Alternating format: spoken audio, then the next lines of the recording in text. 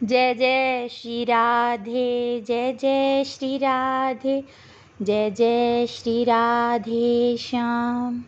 एक बार श्याम सुंदर अपना श्रृंगार कर रहे थे। तभी श्याम सुंदर ने कुछ सोचकर नंदगांव की गोपियों को बुलाया और कहा कि अभी तुम बरसाना जाओ और ये पता लगाना कि हमारी प्राण प्यारी ने आज कैसे वस्त्र धारण किए हैं। आज हम भी वैसी ही पोशाक धारण करेंगे। आज तो राधे जैसे ही वस्त्र धारण करके ही निकुंज में जाएंगे हम, और तो हमें देखकर राधा जी भी अचंभित हो जाएंगी। जब नंदगांव से गोपियां श्री बरसाना पहुंची तो कुछ मंजरियां श्री राधा जी का श्रृंगार कर रही थी। कुछ मंजरियां बाहर खड़ी थी। उन्होंने गोपियों को अंदर जाने नहीं दिया। गोपियों ने बहुत अनुरोध किया कि सिर्फ एक झलक तो प्यारी जी की हमें निहारने दो, फिर हम यहाँ से चली जाएंगी। मंजरी ने कहा, एक शर्त है, कोई एक गोपी ही अंदर जाएगी। फिर एक गोपी अंदर श्री राधे जी की झलक के दर्शन करने गई। गोपी बिना पल के झपकाए श्री राधे जी की झलक के दर्शन करती ही रही। फिर उस गोपी ने तुरंत अपने नेत्र बंद कर लिए और बंद नेत्रों से ही बाहर आकर दूसरी गोपी को कहा कि अरे सखी, जल्दी से मुझे नंदगांव ले चल। सभी सखियों ने कहा, पहले श्री राधा जी के श्रृंगार का वर्णन तो कर जो तुम वहाँ पर देख कर आई हो। गोपी ने कहा कि पहले जल्दी से मुझे श्याम सुंदर के पास ले चलो, वहीं पर बताऊंगी।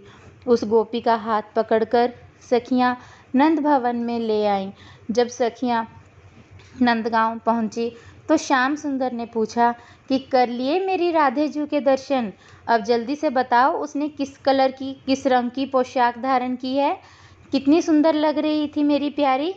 तब गोपी ने कहा कि हमारी प्राण प्यारी को बड़े प्रेम से संभाल कर मेरे इन नेत्रों में समाकर लेकर आई हूँ। लो, अब मैं नेत्र खोल रही हूँ, आप मेरे नेत्रों में झांक कर प्राण प्यारी के दर्शन कर लो। हाँ, कितना अद्भुत भाव है, कितना समर्पित भाव है। ऐसे अद्भुत और समर्पित भाव सिर्फ ब्रज की गोपिकाएं ही कर सकती हैं। तब श्याम सुंदर ने उस गोपी के नैनों में झांका तो बरसाने में श्रृंगार करती हुई श्री राधे जी दिखाई दी। श्याम सुंदर अपनी प्राण प्रिय की झलक पाकर उस गोपी के नेत्रों में ही खो गए। अपलक उस गोपी के नेत्रों में ही निहारते रहे। अपना श्रृंगार करना भी जैसे भूल ही गए, एक स्तंभ की तरह जैसे अचेतन हो गए हो। एक गोपी ने श्याम सुंदर को पुकारा तो चेतनवंत हुए। श्याम सुंदर उस गोपी पर बलिहार जाते हैं और बोले, तू धन्य है गोपी, और तेरा प्रेम भी धन्य है।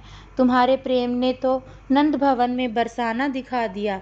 फिर श्याम सुंदर ने श्री राधे जैसे ही श्रृंगार और पोशाक धारण किए।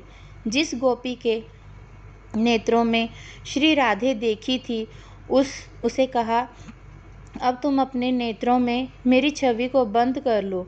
उस गोपी ने श्याम सुंदर को भी अपलक निहारा और थोड़ी देर में अपने नेत्र बंद कर लिए। श्याम सुंदर ने एक और गोपी से कहा कि इस गोपी को निकुंज में ले जाओ, जहाँ श्री राधे जी बैठकर मेरा इंतज़ार कर रही हैं। वो सखी उसका हाथ पकड़कर निकुंज में ले आई। यहाँ श्री राधे जी अपने श्याम सुंदर का इंतज़ार कर रही थी। नंदगांव की गोपियों को देखकर उनसे पूछा कि श्याम सुंदर कहाँ है? जिस गोपी के नेत्र बंद थे उसने कहा कि श्याम सुंदर मेरे नेत्रों में समा गए हैं। ऐसा कहकर उस गोपी ने अपने नेत्रों को जैसे ही खोला तो श्री राधे जी को भी उनके नेत्रों में झांककर अचंभित सी हो गई। उस गोपी के एक नेत्र में श्रृंगार करती हुई बरसाने में श्री राधे जी दिखाई दे रही थी और दूसरे नेत्र में श्रृंगार करते हुए नंद भवन में श्याम सुंदर दिखाई दे रहे थे। उस गोपी के दोनों नेत्रों में प्रिय प्रियतम दोनों दिखाई दे रहे थे। तभी दूर से श्याम सुंदर अपनी मुरली की मधुर धुन बजाते हुए आ रहे थे। दोनों एक दूसरे को देखकर अचंभित हो रहे थे, क्योंकि जैसा श्रृंगार उस गोपी के नेत्रों में दिखाई दे रहा था, वैसा ही श्रृंगार दोनों ने किया हुआ था। राधा जी उस गोपी को अपना हीरा जड़ित हार पहना देती है और आलिंगन करते हुए कहती है, तू धन्य है गोपी, और तेरा प्रेम भी धन्य है। तूने तो अपने दोनों नेत्रों में मुझे और श्याम सुंदर दोनों को ही बसा लिए। इससे हमें क्या शिक्षा मिलती है? मन में पवित्र भावना हो तो किसी को भी अपने नेत्रों में बसाया जा सकता है।